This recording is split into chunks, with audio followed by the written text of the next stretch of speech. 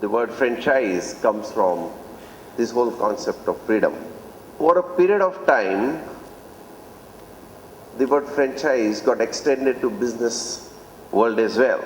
It began sometime around the 1850s when Isaac Singer, the Singer machines, the sewing machines, he improved on them, but he couldn't distribute them. So he began to appoint distributors and gave some kind of a franchise. So the time value has changed so much. So things, even in the arena of franchise, has also moved very fast. From 1950s, when McDonald's came in, today, maybe in 60 years' time, there are 50,000 outlets. If you see entire growth of the United States, if you go back to the economic history, everything is a franchise now. Well, Indian law does not define the word franchising or franchise, but basically it's a relationship between somebody who has certain rights and he gives freedom to somebody else to carry on that business. It began more like at one point of time, it started off with land. Somebody had a land and he would allow somebody else to hold some fairs, some kind of work to be done for a temporary period and stuff like that. So we do not at this point in time have a specific definition of franchise, but it basically means a relationship. It's like partnership. Let's say it started off with McDonald's, it went to Flowerama and other ones. Even accounting firms, Price Waterhouse, Ernst & Young, KPMG, Deloitte, what are these? These are McDonald's of accounting firm. Because when you can standardize certain things and you allow the name to be used according to certain standards, it's franchise.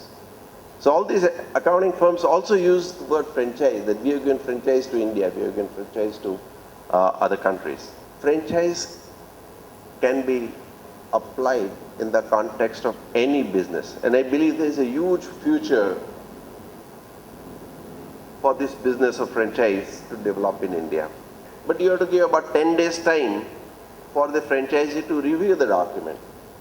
Okay, after review, he may be given another 5-7 days to sign up. Okay. Sometimes there is a cooling off period. Within 3 days or 4 days, you can withdraw from the contract if you think after signing also. So there are different states have different regulations and different situations could arise. It is very important in Indian context that we do not have a franchise law. Okay. Do we need one or not is a question for all of you to decide. If you need one, you have a lawyer around here to help you. If you don't need, the other way is that to create a SRO, self-regulatory organization, and create your own standards, like stock market or other. Of course, over a period of time, regulators do come in. But if you do not have a system, you will have tremendous amount of litigation. What is not clarified in the law specific to franchise will all be litigated. Because contract says, oh, you did not make this disclosure, this was misrepresentation, I was swayed into buying a franchise or getting into a franchise and now there is a problem and stuff like that. So I believe that if we want to really grow, we'll need some kind of framework, either a voluntary framework or some kind of involuntary or say regulatory framework we will need. But it is very important that your organization has to start with some kind of manual, however small or big, but that is one important thing. And even I expect that there is going to be reverse colonialization at some point in time. What I mean to say in a lighter way, sorry, that so far we are blinded by the brands that are coming from overseas. Okay, you will see the Indian brands will come up and they will become global brands.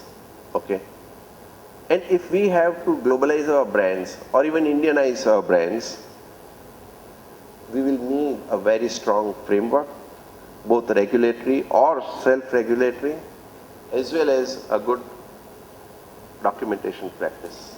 Because how can you operate in, I see so many educational institutions, educational companies are coming up, After experimentation in India being successful, what do you do next?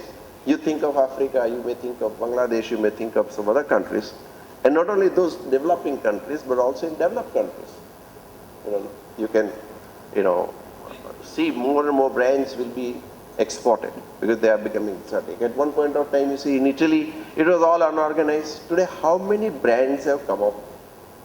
People talk of Walmarts or Targets and big stores, but real meat often you will find is in small businesses. These small businesses create their own what you call blue ocean strategy.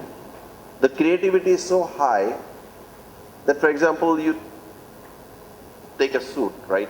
You wear all the suits. You go to one of those supermarket stores, a big store in the US, $100, $200, $300. But if you go to Xenia, it's $5,000 on an average. Don't you end up paying that? And you pay gladly. Louis Vuitton, one bag would cost you $5,000, and you happily pay that. Whereas you go to Walmart, it will cost you $100. So $5,000 revenue will require maybe 50 customers, for you need 500 footprints. So you feel so many people are coming, going out. But, you sell 50. On the other hand, Louis Vuitton, 3 people walk in, one person may walk out. So there are business models that you can develop. Today, if you go to Delhi courts, 3 times, 4 times matters get adjourned. Flight tickets are slightly more expensive than going to Singapore. So our whole team went to Singapore, came back, fought litigation there. It was faster, cheaper, better. And Singapore holds its own cloud. So, people do respect their judgments, when they come out of Singapore. So this is a very interesting experience for us. Whole team goes to Singapore and litigates and comes back. It happens exactly on time. Limited time is provided for arguments because everything is done prior to the oral arguments. Not a minute more will be provided to you, but they treat litigant as a customer. So you get SMS that your matter is going to come up, you get email, you can do all the e-filing documents and stuff like that. It was pretty interesting some time ago for us. It was again IP matter, and we got the remedy we wanted from Singapore court. We could have gone to Delhi because cause of action was partly in India, partly overseas. So we could have gone to Delhi, but we found that the cost of going to Delhi and adjournments and lawyers' costs have also gone up in India quite a bit, So it might be a good idea to do outsourcing to Singapore, and we can do some franchise in our legal space as well and work around that.